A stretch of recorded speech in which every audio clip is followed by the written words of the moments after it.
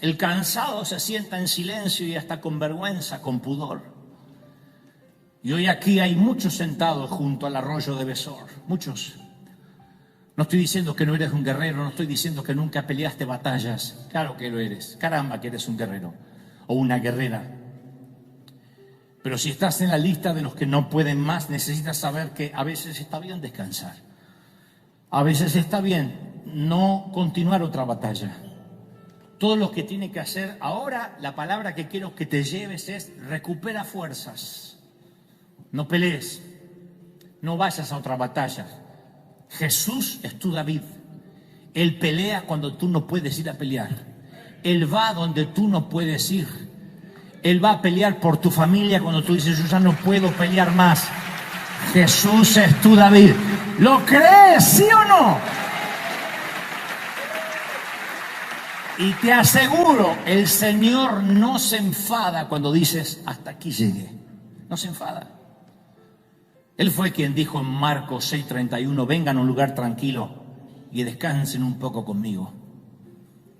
Dios fue el que le dijo a Elías, come, duerme, descansa, largo camino te resta. No le dijo, eres un cyborg, eres un robot, te pones de pie como sea y sigues. Él dijo, no, come, duerme, descansa. Todavía te queda un largo ministerio por delante. A mí una de las frases que más me disgusta es cuando me escriben en las redes, Dante, te ves cansado. Pero no me disgusta porque me ven cansado, sino que es una forma de decirme, tienes una cara espantosa. A mí me gustaría decirle, gracias, vos también te ves horrible, pero no vas a arreglarlo descansando. Eso ya viene de fábrica. Lo mío se me pasa, lo tuyo no. Pero no me gusta. Entonces, cuando Jesús apareció en escena, la gente también estaba cansada, estresada, agotada por la religión, intentando complacer a Dios.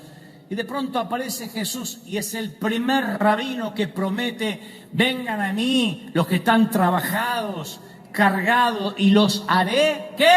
Descansar. Los haré descansar.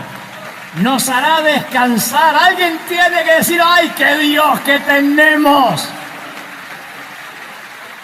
Mis queridos, eso era una ráfaga de aire fresco en un ambiente reprimido. ¿Descanso de veras? ¿Qué quiere decir, Señor, con descanso? Y el Señor prometió una carga fácil, un yugo ligero, que era una referencia a los agricultores que ponían sobre los bueyes. Él había venido a hacerle la vida más fácil, no más difícil. Y nosotros hoy estamos agotados con una necesidad urgente de descanso, no un reposo físico. Necesitamos un sosiego espiritual. Tenemos el alma cansada. Pero yo entiendo que a veces Dios permite ese cansancio. Número uno, para evitar nuestra arrogancia.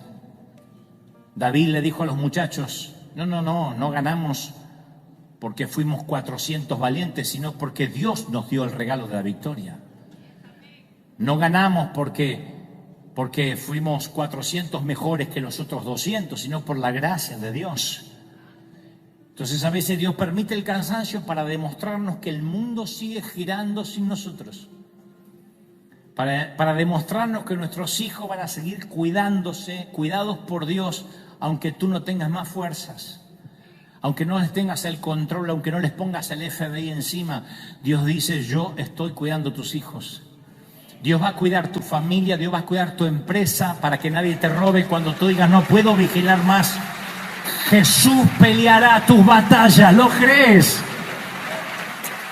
Ahora, ¿hay aquí alguien fuerte para criticar al cansado? Tarde o temprano los que se creen fuertes caerán pesadamente sin fuerzas y van a necesitar gracia. El que se cree firme, mire que no caiga. Entonces, ahí está fuerte para decir, uy, mirá que él cómo se deprime, ay, no soporto más a la fulanita, siempre con un problema, y al menganito. Pero a veces hay gente quejumbrosa, sí, y tóxica, pero hay otros que no pueden más. Lo que necesitan es ni siquiera un consejo. No demos consejo hasta que nos lo pidan. Lo que están necesitando es un abrazo, una contención. Vamos, quédate junto al arroyo, yo voy a ayudarte a pelear las batallas. Y te voy a contar otro secreto.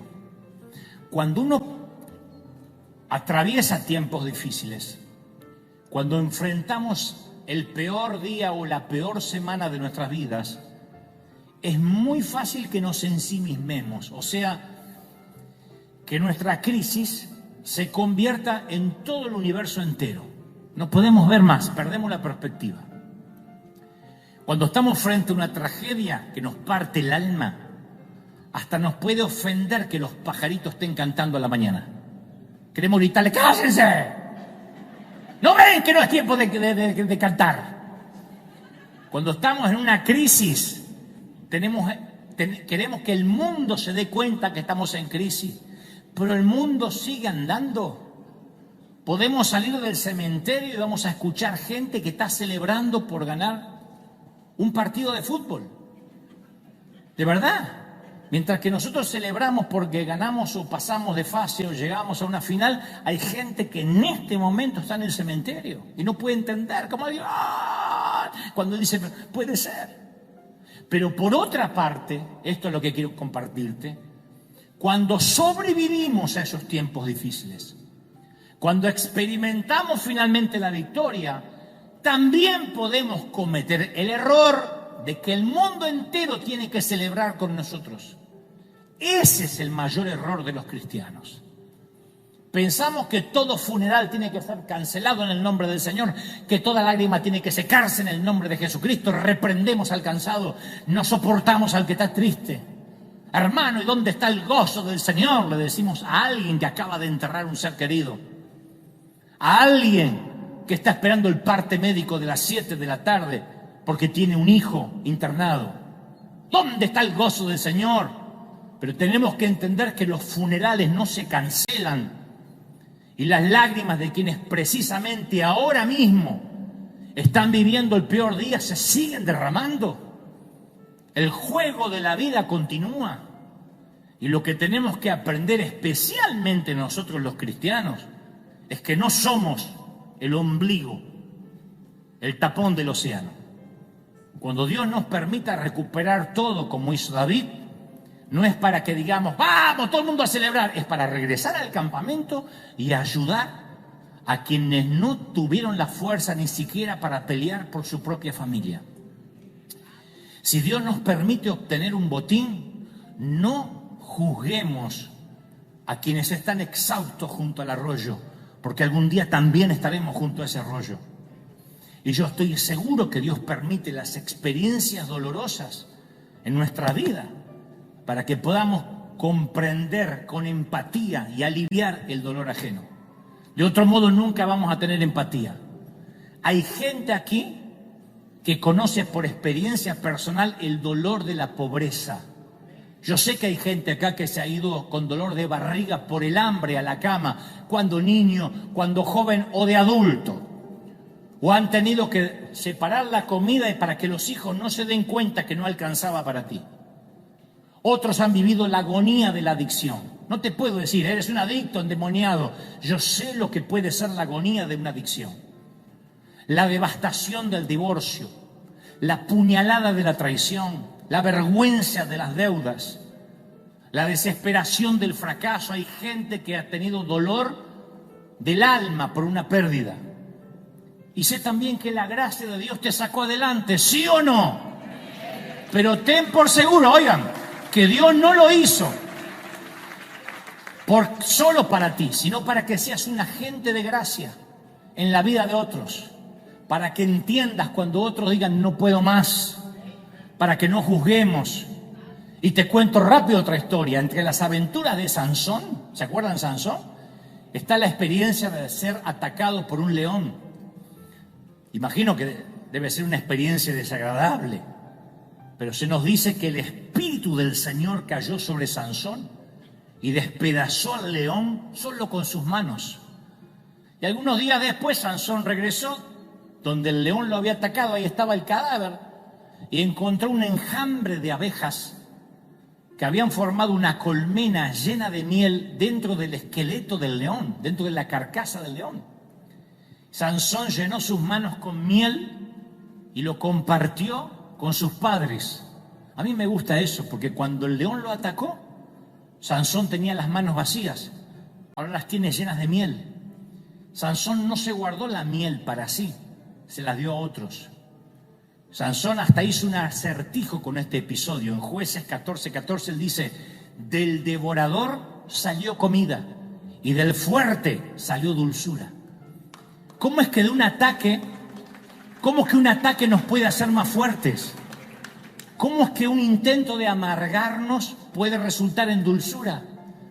¿Cómo es que tirarnos abajo nos va a llevar más alto? La gracia de Dios a veces actúa de manera paradójica. La intención del león era devorar a Sansón, pero al final Sansón obtuvo miel. Lo lógico hubiera sido que el león lo atacara, llegara a un final rápido y amargo, pero sacó algo dulce y sirvió para compartir a otros. Y el Señor me dice: yo sé que no lo ves, yo sé que te cuesta porque estás entre la profecía y el destino, pero habrá dulzura al final de tu capítulo, de tu historia. Habrá miel en el cadáver. ¿Tú lo crees? Hay gente que dice, por ejemplo, estoy esperando mi legalidad en este país. Hablo en la Unión Americana, en los Estados Unidos de América. No tengo lo que quisiera, no tengo la comodidad soñada, pero me toca esperar. Y de repente pasa lo peor, la familia se divide, alguien es deportado y tú dices: no, esto es algo que no puedo soportar. Yo podía esperar, pero mínimamente unidos, juntos. Hay otros que dicen: yo puedo esperar, pero mínimamente con salud. Pero cuando la salud se quiebra y es frágil, no puedo seguir esperando porque todo se me hace cuesta arriba. David llegó a ese punto al que todos en algún momento llegamos. Se sentó sobre las ruinas de lo que alguna vez había sido su hogar y empezó a llorar. Sus hombres estaban enfurecidos. La Biblia narra que hablaron de amotinarse, de apedrear a David.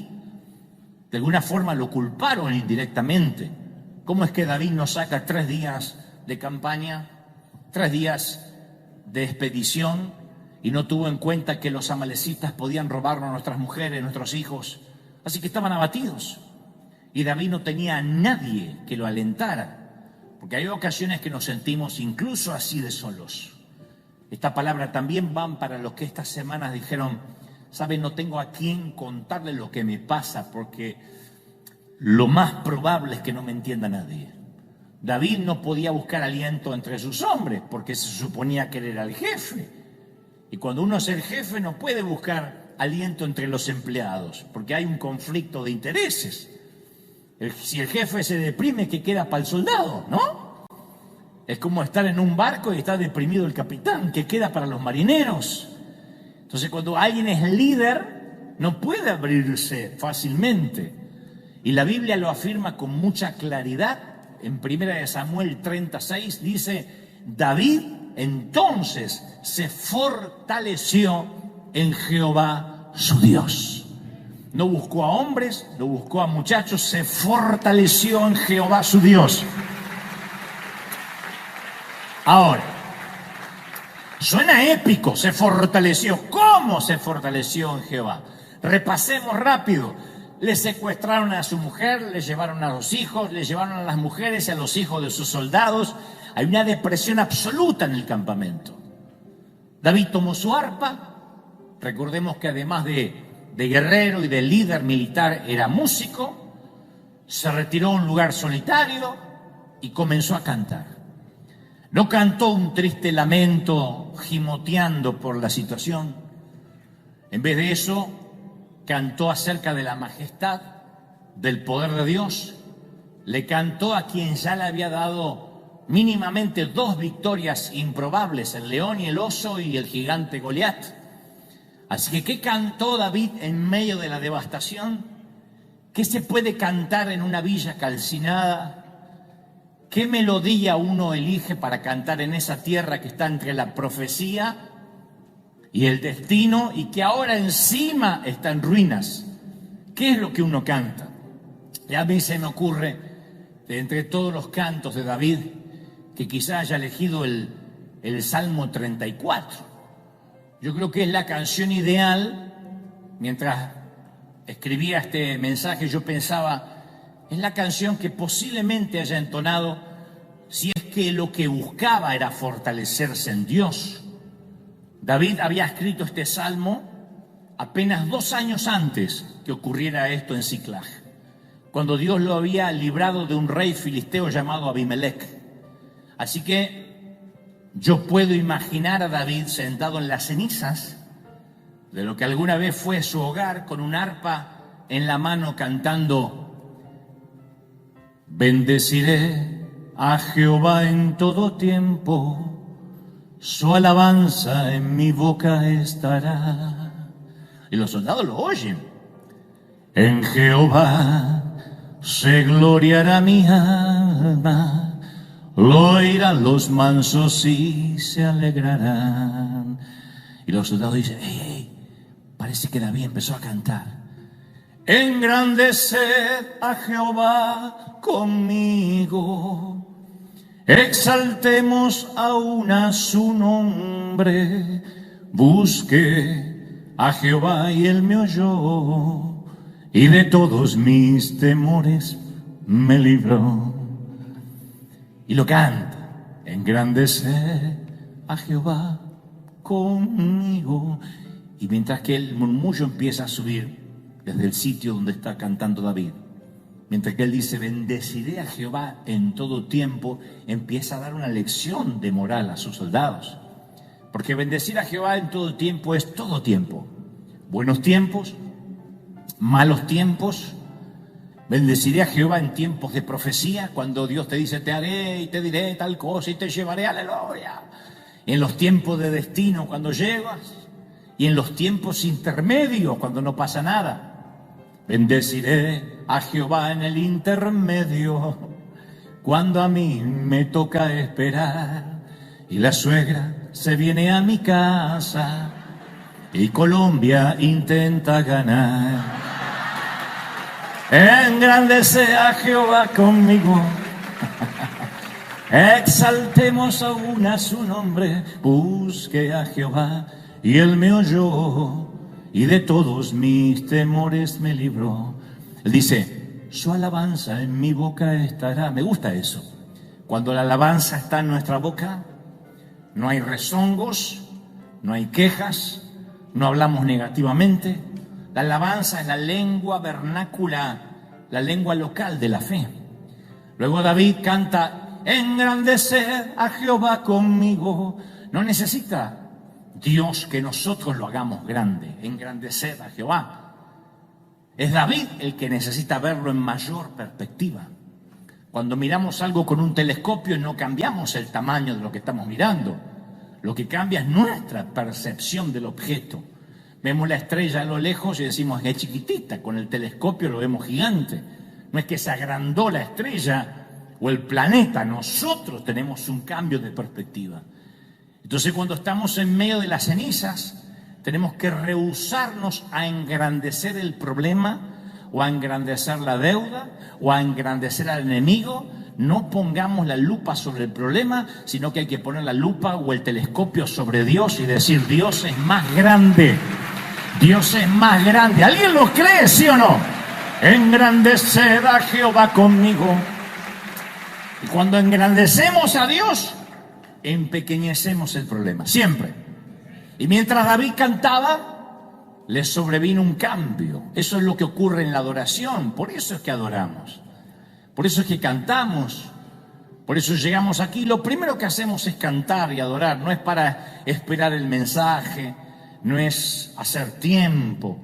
Algo empieza a cambiar cuando exaltamos su nombre, cuando adoramos, a pesar de las crisis. Y los hombres también, los hombres de David también notaron ese cambio en él. Porque cuando un hombre, cuando hablo de hombre no hablo de género, cuando un hombre o una mujer se fortalece en Dios, se destaca en medio de una multitud desalentada. La gente puede estar desalentada, pero cuando alguien empieza a adorar, su rostro cambia, su mirada cambia. A quienes son líderes o tienen el don del liderazgo, Dios le da ese don de resiliencia, esa ingeniería interna para poder reinventarse y continuar. Yo siempre digo, el líder no puede darse el lujo de quedarse llorando bajo la manta semanas. tiene que reinventarse, tiene que decir hay que continuar. En tiempos buenos, en tiempos malos, en tiempos de espera, en tiempos de destino, en tiempos de profecía. Esto de continuar es un atributo esencial del liderazgo. Si alguien dice, yo no sé si soy líder o no, bueno, tienes que verte a ti mismo, cómo reaccionas cuando la vida te golpea o intenta noquearte. Si eres de los que se levantan otra vez de la lona y siguen peleando como Rocky Balboa, Adriana, y sigues pegando, eres líder. Si al primer cachetazo te caes y dices, ¡ah!, como los jugadores de fútbol y empiezas a revolcarte, pidiendo tarjeta amarilla, no eres líder. Ahora, si el enemigo no logra robarnos el gozo, nada nos va a detener. Lo que quiere robarnos el enemigo siempre es el gozo. Recordemos que David, cuando se equivoca, no dice, Señor, devuélveme la salvación, porque él sabía que no la podía perder, era el Hijo de Dios. Pero él dice, devuélveme el gozo, que me vuelva el gozo de la salvación. Si el diablo te logra robar la alegría de tus días, la alegría de ser papá, la alegría de ser cónyuge, la alegría de ser hijo, te habrá robado todo el futuro. El diablo está consciente de esta verdad espiritual revelada en Nehemías 8:10, que dice, no os entristezcáis, porque el gozo de Jehová es vuestra fuerza, es lo que te levanta, el gozo te levanta. ¿Alguien lo cree, sí o no? Te levanta. Llega un momento en la vida en que hay cargas que simplemente ya no podemos cargar, no podemos llevar. Hay ocasiones, de hecho, que una última gota rebasa el vaso del cansancio. Y quizás sea una tontería nimia, trivial, pero traspasa nuestro límite, cruza nuestra última frontera, supera nuestro umbral del cansancio. Nuestro jefe nos dice, necesito que te quedes unas horas más. Es un pedido trivial, si se quiere, pero en el momento menos indicado, en la hora más inoportuna, tú dices, ¿de verdad? Nuestra pareja nos dice, solo te pido que me esperes un poco más, te prometo que voy a cambiar, seré diferente. Nuestros padres nos dicen, nunca te exigimos nada, pero necesitamos que asistas a esta reunión familiar. Tú dices, no quiero encontrarme con fulanito, con menganita, pero tus padres insisten, hazlo por nosotros. Nuestros hijos nos reclaman, necesito que vuelvas a ayudarme, mamá, papá, no tengo a quién recurrir. Y ese pedido no está mal en sí mismo, insisto, pero en el momento inoportuno es esa gota que rebasa nuestro vaso del cansancio. Nuestro amigo nos dice, sé que siempre te estoy pidiendo cosas, pero necesito que me hagas un favor más. Y aunque todos estos son pedidos nobles, el problema de fondo radica en que hemos a veces tolerado, hemos aguantado, hemos perdonado y hemos dejado pasar por alto demasiadas cosas. Y cuando hemos tolerado tanto, nos desplomamos en algún momento de la semana y decimos, hasta aquí llegué, yo no puedo más, hasta aquí llegué. Insisto, es una gotita que rebasa el vaso, no tiene que ser una tragedia, un infortunio, sino que a veces es una gotita, un pedido de más, un favor más, que dice, no, ya está, basta. Y hoy quiero hablarte de un grupo de valientes que también se desplomó y que ya no tuvieron fuerzas para avanzar y dijeron, hasta aquí llegamos, para que veamos que no estamos solos en esta historia, en esta crónica. Como suele decir una amiga, quedaron en coma mental y no pudieron ya pensar, no pudieron ver más allá, no pudieron visionar. Lograron salir adelante, pero con mucho esfuerzo, pero dijeron hasta aquí llegamos. Y la revelación de esta historia es la asombrosa actitud que tiene Dios para con la gente que llega al límite de sus fuerzas. Porque uno pensaría inmediatamente que cuando uno no puede más, Dios nos desecha, nos hace un costado, elige a otro. Sin embargo, hay una asombrosa actitud con aquellos que dicen, hasta acá llegué, yo estoy cansado, de manera que no puedo a veces ni orar, no puedo ni leer la Biblia, no tengo ganas de levantar las manos, no sé ni cómo llegué hoy domingo al servicio o cómo estoy mirando esto a través del streaming. Dicho esto, Tenemos que hacer un poco de historia para hablarte de este grupo de valientes que te decía que no pudo más.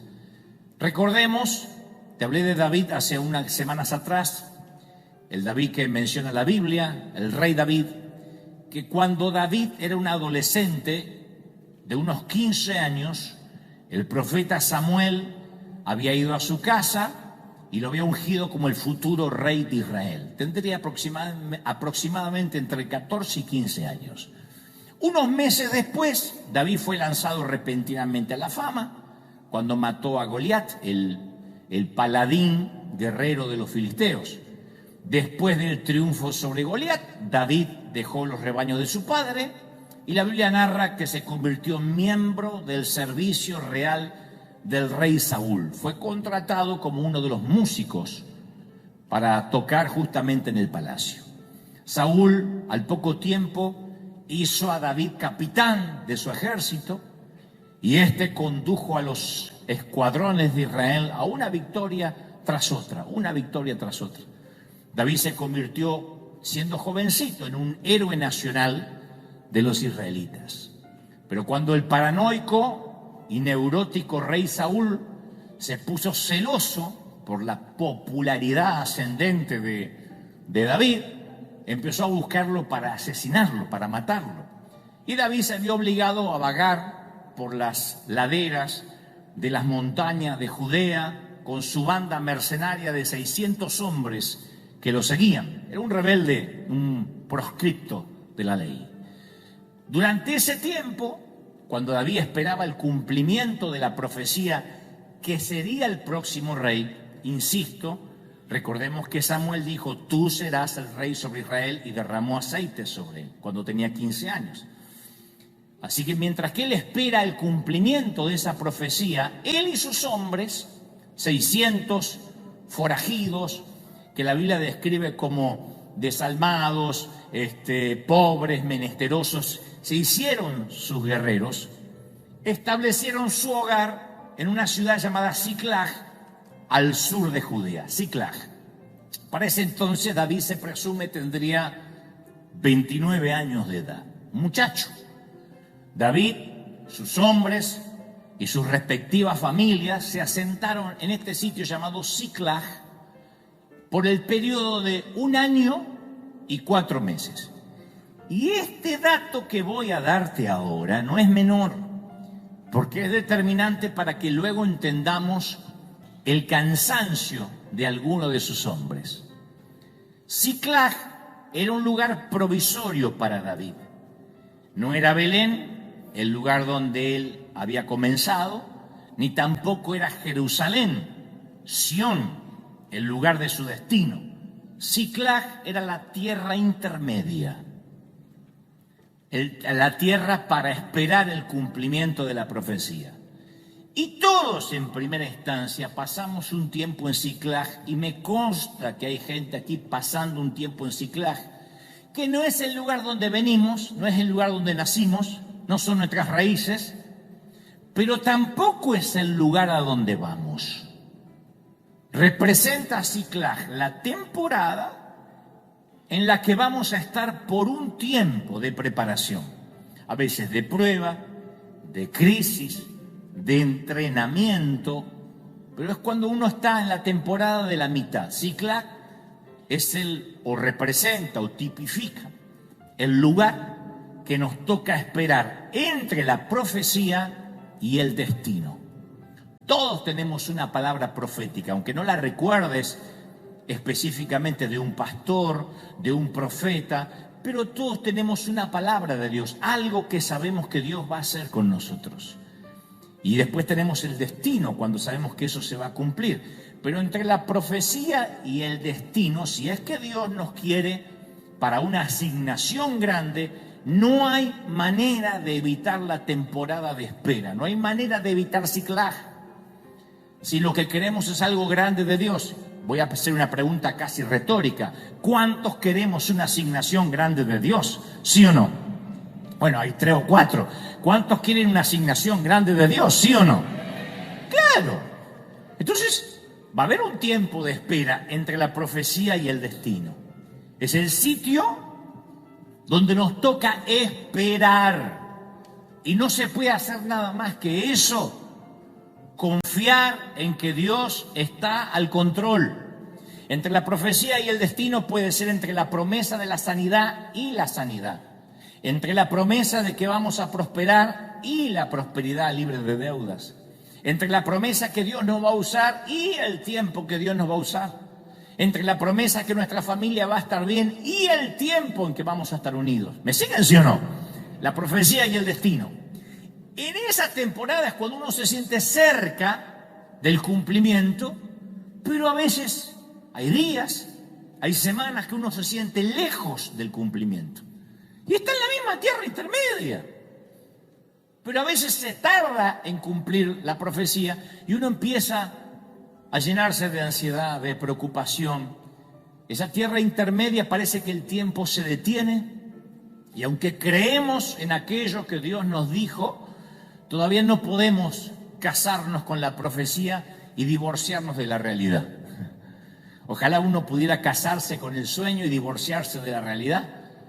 Uno no puede vivir en el futuro, uno tiene que también lidiar con el presente. Hay gente que dice, yo sé y Dios me prometió que voy a tener una gran empresa, una gran compañía. Mientras tanto, hay una realidad, hay que salir a trabajar todos los días, ¿sí o no? Uno puede decir, Dios me prometió que yo viajaría por las naciones. Mientras tanto, me toca hacer esto. Por eso uno no puede, insisto, casarse con el sueño y divorciarse de la realidad. Uno tiene que convivir con ambas.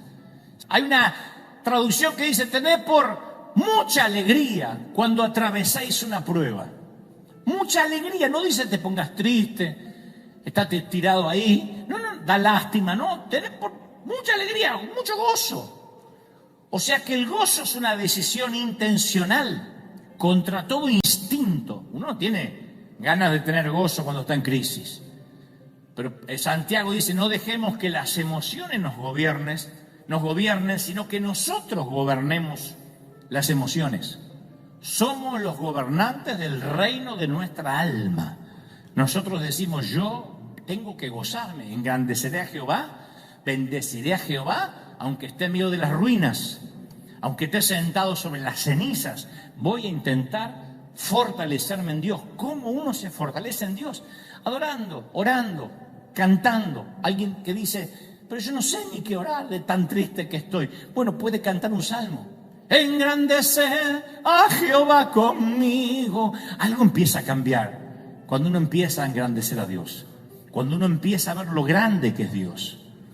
En una ocasión Jesús le dijo a Pedro, vas a ser zarandeado. Satanás pidió para zarandearte como a trigo. Una de las formas que el trigo se zarandea es colocándolo sobre un tamiz y sacudiéndolo sobre un colador, una suerte de colador, y sacudiéndolo violentamente. Pero otra forma, que lo usan mucho en la India, es sacudir el grano en el aire, aprovechando la corriente de aire fuerte, porque la paja es algo inconsistente, pero el trigo tiene sustancia. Y cuando se arroja el trigo al aire, el viento lleva las pajas, pero el grano limpio cae en tierra.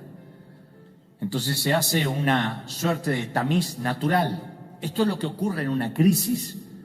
Esto es lo que algunos hoy están viviendo. Algunas personas son solo paja, pero no se dan cuenta hasta que son zarandeados. Hay gente que habla como si tuviera fe, pero viene una tormenta y resulta que eran solo paja llevada por el viento. Y dejan de orar y dejan de congregarse y dejan de cantar y dejan de adorar. David sabe que el objetivo de esta prueba es transformarla en testimonio, que prevalezca el grano de la fe. Y esa es la palabra que yo tengo también para esta mañana o esta tarde. Dios va a hacer que prevalezca el grano de tu fe. Va a sacar lo que no sirve, va a sacar lo que estorba y el grano de la fe va a prevalecer. Mis queridos, sin prueba no hay historia.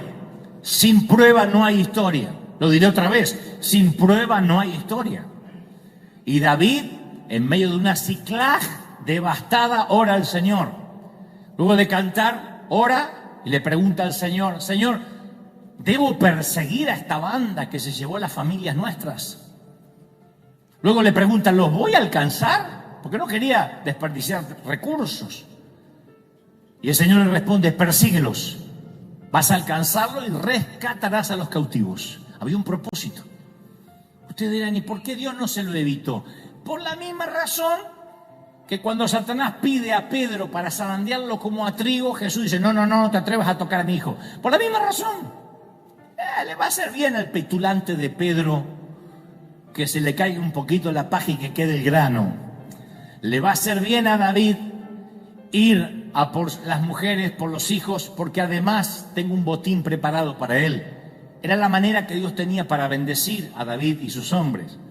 La cosa es que cuando Dios le dice: ve y persíguelo, lo vas a alcanzar, vas a rescatar los rehenes, además traerás tesoros.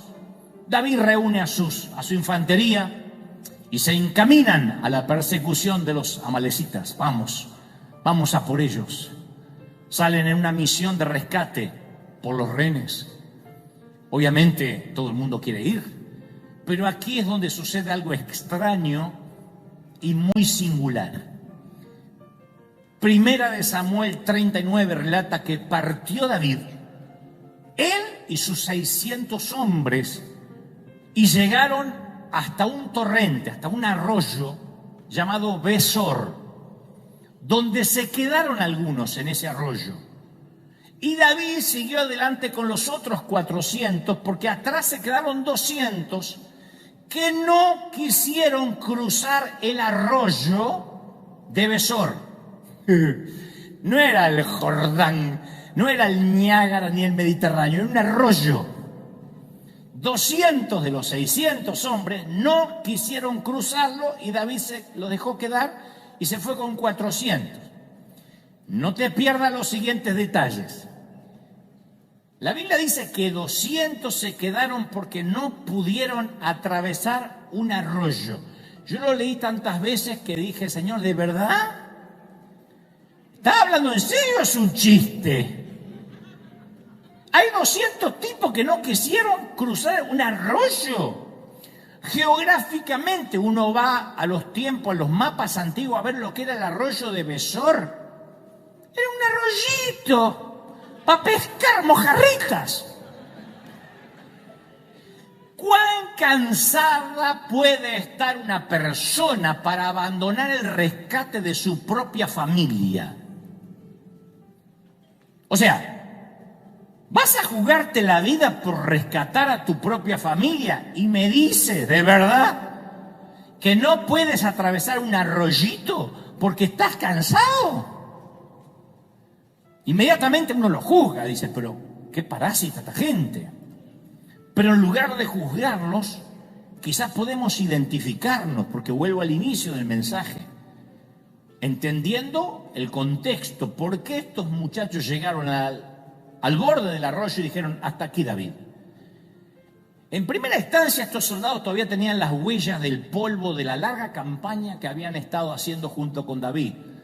Ellos no venían de picnic cuando se encontraron con la villa devastada. Habían ido 3 días a pelear, a batallar.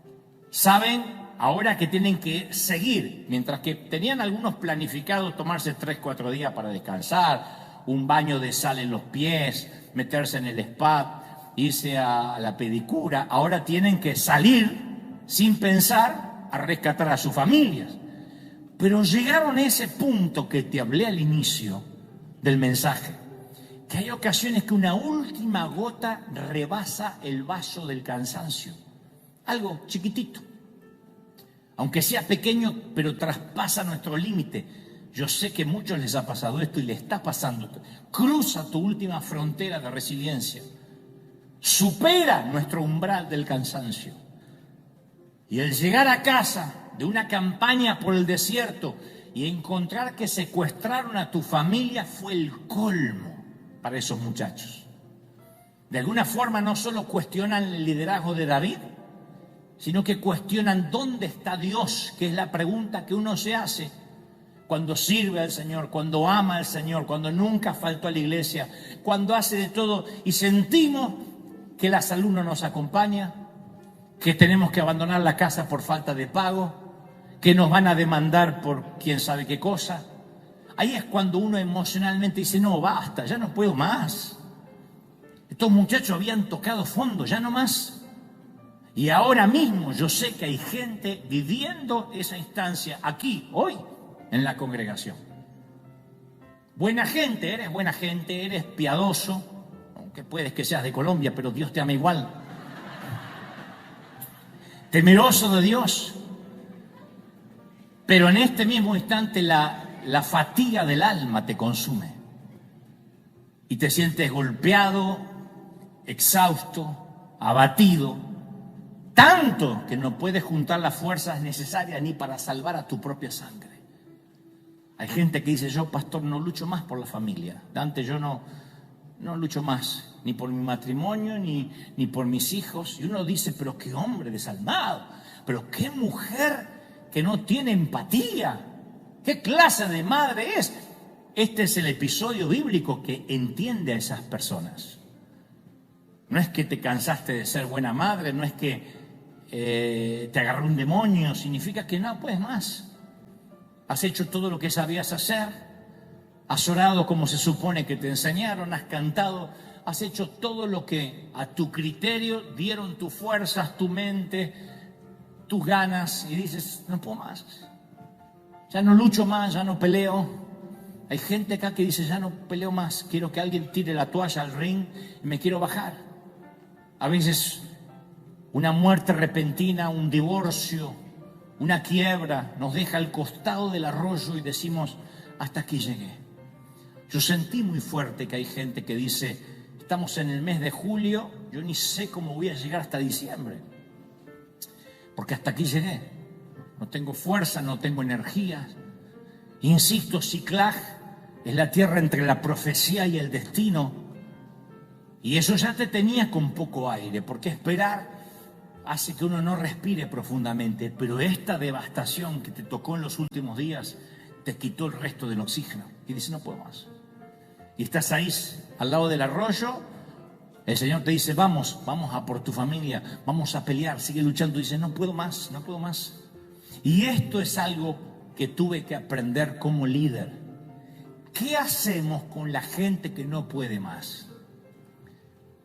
¿Qué hacemos con la gente que está junto al arroyo de Besor hoy? ¿Los reprendemos? Eso es lo más fácil. ¿Los avergonzamos? Algo como, ¿qué clase de cristiano es usted? Levante la mano, confiese victoria, vamos para adelante. Les decimos que saquen fuerza donde ya no tienen, sin conocer sus batallas, sin conocer que se han peleado con la vida durante años. Les exigimos que repitan frases ridículas, diga conmigo, proclame conmigo, como si eso los va a sacar del pozo del cansancio. Lo que es peor, les decimos que están así por un pecado no confesado. ¡Qué feo! Encima que estás cansado, viene alguien y te dice, ¿no tendrás algo oculto en tu vida? Te dan ganas de decirle, Señor, te lo llevas o yo voy al infierno, pero por asesinato, yo a este lo saco. ¿Qué hacemos con los cansados? Es algo que nos toca aprender a los líderes. ¿Los exigimos, los levantamos, los cargamos o los dejamos descansar? Y esto ocurrió con David. David no solo celebró, recuperó, sino que dio a los que quedaron atrás. Y yo quiero que nunca olvides esto. Ciclag no es Belén. No es el lugar de tus principios, ni es Jerusalén, que es la tierra del cumplimiento. Estás en algún lugar en el medio del mapa. El Señor me dice, estás en el medio. Pero eres parte de un plan, eres parte de un plan más grande que tú mismo. Y en el peor día de nuestra vida, de algún modo llegará a ser un tremendo testimonio de recuperación. ¿Lo crees? Dios va a sacar miel de esto. Aun cuando la recuperación y la celebración se hagan realidad, Ciclag nunca será nuestro destino final. El destino nunca fue recuperar el botín. No, esto es algo que pasa en la tierra intermedia. La misión no era rescatar rehenes solamente. Entonces, cuando logremos mirar más allá de la temporada de espera, recién ahí vamos a entender que estábamos en una misión mucho más grande. Estás en una misión grande. Dios no te deja hasta que no haya hecho contigo lo que dijo que iba a hacer. No te va a dejar. Y hoy quiero honrar al ejército de respaldo de Dios, a esta infantería tantas veces olvidada.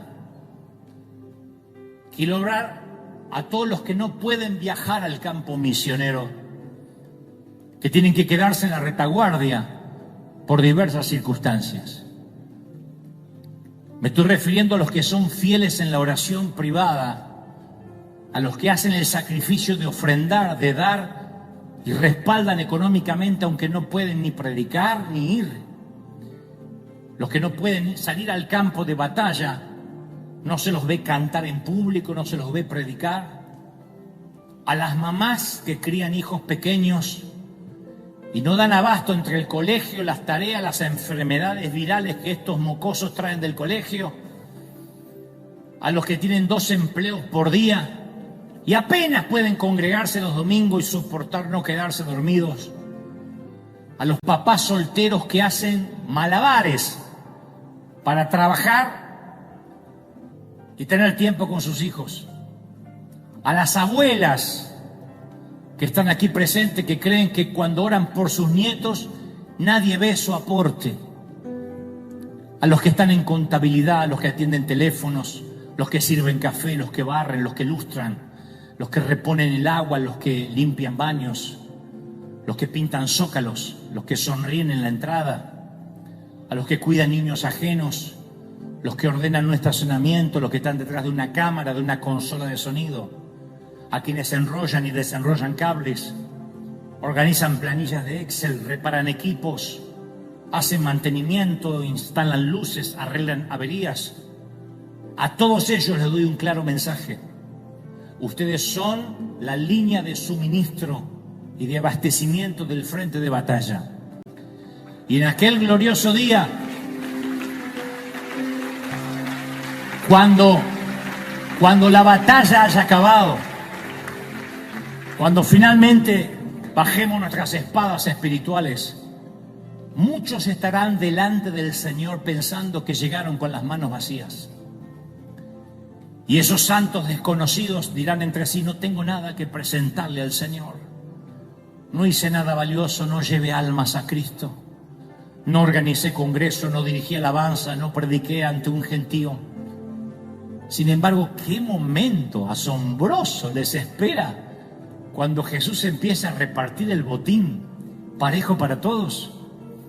Yo me imagino al apóstol Pablo llegar al cielo y todas sus victorias, sus almas ganadas, todas las iglesias que estableció están allí, y entonces aparecen mujeres y hombres de Antioquía que serán llamadas a pararse ante Pablo. Esas personas ayunaron, oraron por la salud del apóstol, impusieron manos, lo enviaron. Otros donaron, sembraron con sacrificio. Ninguno de ellos atravesó el Mediterráneo, no viajaron a Macedonia, pero son llamados a compartir el botín de Pablo, porque lo sostuvieron.